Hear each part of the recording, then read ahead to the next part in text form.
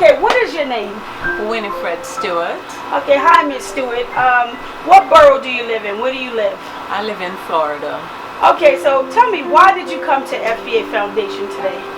I came to FPA Foundation to help to organize and join with other parents if possible, because numbers is power, to see if we can break the system that is breaking up our families, especially minority families. And that's why I'm here, and to encourage other people to join on, to come on. Okay, so I would like for you to share your story about the obstacles and challenges that you've been having with SCO, Foster Care Agency. They are such, I don't want to say lies, but for use of a better word, there are a lot of untruths being told. They don't follow up the way they should. The social workers, if you cough hard, it becomes a big deal, and they decide to hang on to your children. The truth is never told.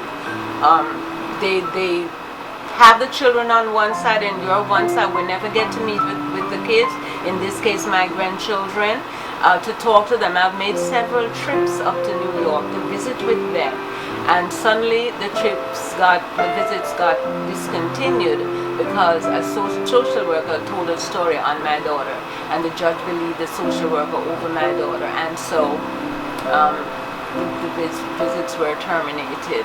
Okay, let me ask you this. At this time, your daughter, are they in the process of terminating her rights? We think so. We think so. Okay, did SCO agency ever consider you to be the next foster parent to take your grandchildren? I'm supposed to be, and the judge ordered me to take the necessary steps that were to be taken to become a foster parent for my own grandchildren. All this, my home was approved. I went to classes, extra classes, and everything was approved. The ICPC for the transfer to Florida was approved. My home was certified. I'm a certified foster parent. And when I came to court, I never heard anything else about it. The judge hasn't said anything to me that did you do it or did you not do it. It's just up in the air. As a matter of fact, the last time I was at court, and when I raised my hand to ask the judge a question, the court officer told me to put my hand down. And before I know it, court was over, and that was the end. So you think at this particular time that they don't want to give you your grandchildren, and that they want to put the children up for adoption? Yes, because this is October. The next hearing is sometime in next week or so. And since March, April, I completed my certification. And I heard the foster parent asking for a hearing on adoption. I was shocked. And the judge said, yes, she would have an adoption hearing. And I'm saying, what? Am I not supposed to be getting my grandchildren? That was never addressed. And what court is this? In what borough? That was at Queens Family Court. Do you know the name of the judge that's on the case? I believe her name is Pisarelli. Okay. Pisarelli is the name of the judge. Yes. Okay, so at this time, as a grandparent fighting for your grandchildren, what message would you like to share with your elected officials, your state senator, the mayor, about your experience as a grandparent trying to fight to get your grandchildren back? I believe the system is corrupt. I have been calling the supervisor, Miss Friedberg, whatever is her name. She hardly picks up the phone. When she picks up the phone, she has very little to say. The whole thing is just unfair. The social workers, they never work thoroughly with my daughter. I see documentation where she said she speaks to her every week, and that's not true. And they never worked with her to help her to be reunited with her children. As a matter of fact, I spoke to the social worker face to face, the person who was supposed to be helping her to get housing. And that never happened. The rules keep changing as you go along. You're getting housing. No, you're not getting housing because you never saw adopted. And that was never a rule. So it's just rigged. That's all. It's a mess. How is your daughter doing now?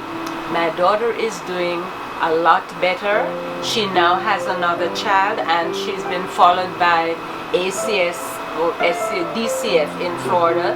They followed her for 4 months. I don't know if it has any, yes, because I don't know if it has anything to do with New York communicating with them. I'm not sure, but I know that they followed her for 4 months, and they say no reason to take her baby away. So she was able to keep her other child. She's able to but they keep won't her give other her child. these other 2 children. But they won't give her, and she has done all they have asked. They asked her to do parenting classes, which she did. They asked her to go see a doctor, which she did. She got counseling, and she has her own place to live. She had to come to Florida because she couldn't afford housing here, and so the judge has been talking with her back and forth in Florida by telephone. And so they are familiar with what she's doing, and the doctor there sent a report here. She did see a pastor for counseling, and they decided they didn't want to hear from the pastor. They wanted her to go to a doctor. So she went to the doctor, and the doctor sent a report up here. I don't know, we haven't heard anything else. Any other message would you like to share with the community out there? Please, parents, fight for your children. They're breaking up black minority families. Please find whichever organization you can find. I found FPA. Please fight for your children. Let's join forces and see if we can break this system.